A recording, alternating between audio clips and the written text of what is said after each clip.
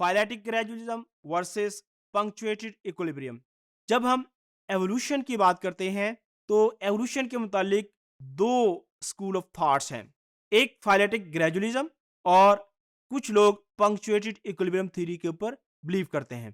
पहले हम देखते हैं कि फाइलेटिक ग्रेजुअलिज्म क्या है।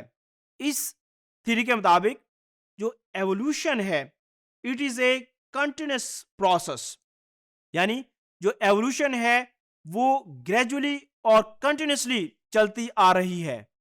It bring small variation to a particular species, यानी वक्त के साथ साथ जो एक स्पीशीज है उसके अंदर तब्दीलियां आती रहती हैं, लेकिन ये तब्दीली आने का जो प्रोसेस है वो बहुत स्लो है।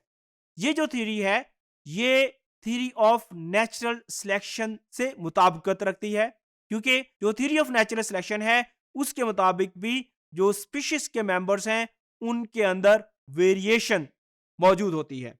उसके बाद इस थ्योरी के मुताबिक जो एवोल्यूशन का प्रोसेस है ये एक स्लो प्रोसेस है, लेकिन जब हम फोसल रिकॉर्ड की बात करते हैं तो ये जो थ्योरी है वो फोसल रिकॉर्ड के जरिए प्रूफ नहीं हो सकी, क्योंकि बहुत सारे गैप हैं। यानी इस थ्योरी के मुताबिक एक स्पीशीज आहिस्ता आहिस्ता तब्दीलियों के साथ नेक्स्ट स्पीशीज के अंदर कन्वर्ट हुई और इसके अंदर हजारों साल लगे।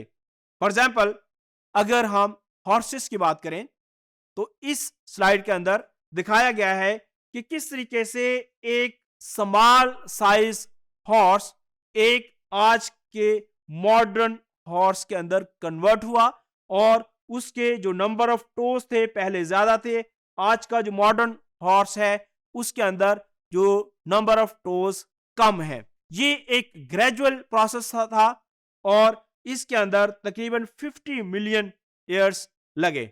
अब ये जो हाइपोथेसिस है इसके मुताबिक जो एवोल्यूशन का प्रोसेस है ये ग्रेजुअल और एक स्लो प्रोसेस है और एक स्पीशीज के अंदर जो चेंजेस आती हैं वो आहिस्ता आहिस्ता अक्यूमुलेट होती रहती हैं और एक लंबे अरसे के बाद जब उसके अंदर इतनी ज्यादा चेंजेस आ जाएं कि वो पहले स्पीशीज से बिल्कुल डिफरेंट हो जाए तो अल्टीमेटली ये एक नई स्पीशीज के अंदर कन्वर्ट हो जाता है। लेकिन जो इस थ्योरी के ओपोनेंट्स हैं उनका ये ख्याल है कि अगर हम ये मान लें कि ये एक ग्रेजुअल प्रोसेस है, आहिस्ता आहिस्ता एक स्पीशीज के अंदर तब्दीलियां आती रहती हैं और आहिस्ता आहिस्ता वक्त गुजरने के साथ तब्दीलियों के नतीजे में एक स्पीशीज अल्टीमेटली एक नई स्पीशीज के अंदर कन्वर्ट हो जाती है, तो फिर फोसल रिकॉर्ड से इस बात को साबित किया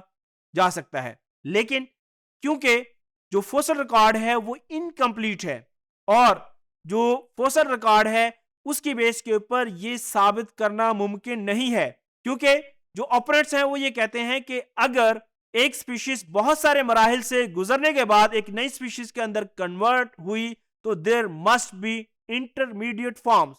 where are these intermediate forms? हमें इंटरमीडिएट फॉर्म्स नहीं मिलती।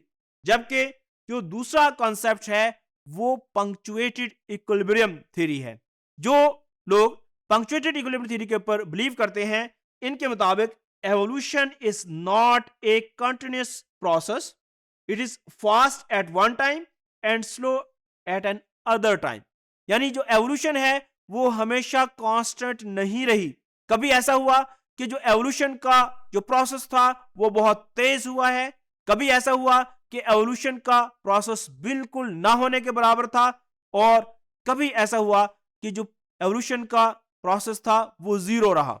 अब इसके मुताबिक it is caused by consistent and accumulative changes, यानी इसके अंदर ये जो प्रोसेस है इसके मुताबिक जो चेंजेस आई वो अक्यूमुलेट होती रही और ये एक स्लो प्रोसेस नहीं था, ये एक तेज प्रोसेस था। शॉर्ट पीरियड ऑफ टाइम के अंदर ये एवोल्यूशन हुई है। अगर इस स्लाइड के अंदर हम देखें तो यहां पे फाइलेटिक ग्रेजुअलिज्म दिखाई गई है।